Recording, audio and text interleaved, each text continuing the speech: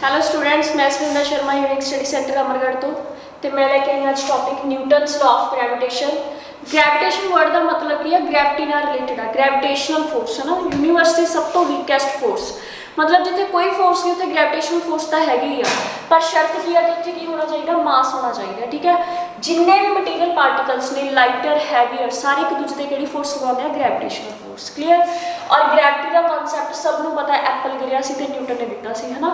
तो Newton's law of gravitation +1 का वैसे एक टॉपिक है, 10th तो शुरू हो जाता, 9th च भी इहदा टच आता थोड़ा जिहा। +1 च प्रॉपर ये नुमैरिकल आते हैं, 10th के भी 1-2 क्वेश्चन है।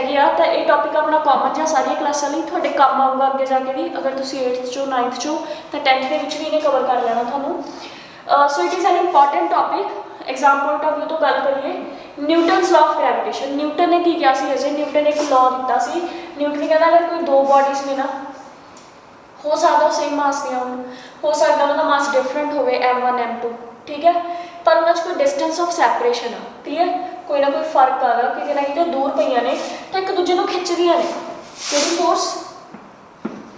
With the gravitational force, with the force which is directly proportional to product of their masses, overall mass combination. System जो बन गया ना दो बॉडीज को मिला के, ये दोनों बॉडीज का जो सिस्टम है मास कितना टोटल। ठीक है, डायरेक्टली प्रोपोर्शनल का मतलब होंगे जो बॉडीज हैवीयर ने तो जे मासेस लाइटर ने तो फोर्स की होगी, घट होगी। ठीक है, हम अर्थ की एग्जाम्पल ले लो।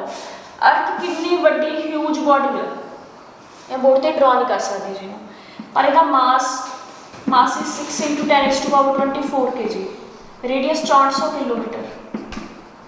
ठीक है, तुम आपे कन्वर्ट करके देख लो भी इतों दिल्ली कितनी दूर आ तो रेडियस कितना। ठीक है, तो थोड़ा हिसाब आ जाऊगा भी अर्थ का रेडियस इन्ना तो डायमीटर कितना, तो अर्थ कितनी वड्डी है, कितनी मैसिव आ।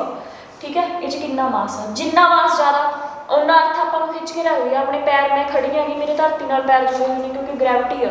क्लीयर, हर कोई चीज़ नीचे में गिरती है क्योंकि ग्रैविटी आ।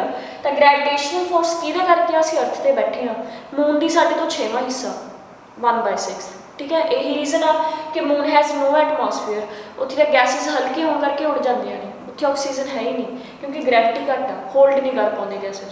ठीक है, साडी अर्थ को एटमोसफेयर है, इत्थे लाइफ है due to gravity only. Clear, हर एक चीज़ को होल्ड करके रखती है।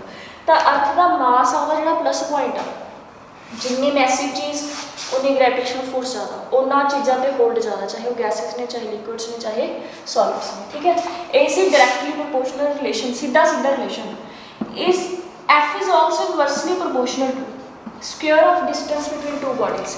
इनवर्स स्क्वायर लॉ ऑबे करती है फोर्स। आ देखो मैं स्क्वायर लगाया और आ इनवर्स का 1/r। ठीक है, हम जिन्नी डिस्टेंस ज़्यादा हो बॉडीज के उन्नी फोर्स की होगी घट। आप सुनते नहीं भी स्पेस च बाजू जी उत्थे तक ग्रैविटी है ही नहीं, असी अर्थ तो दूर जा रहे हैं ना, असी डिस्टेंस बढ़ा रहे हैं तो उत्थे ग्रैविटेशनल फोर्स की हो जाती है, लो हो जाती है। ये केड़ा रिलेशन है? उल्टा रिलेशन। इन्हू केड़ा रिलेशन बोलते हैं? Inversely proportional. निशानी की आ 1/समथिंग पे होगा।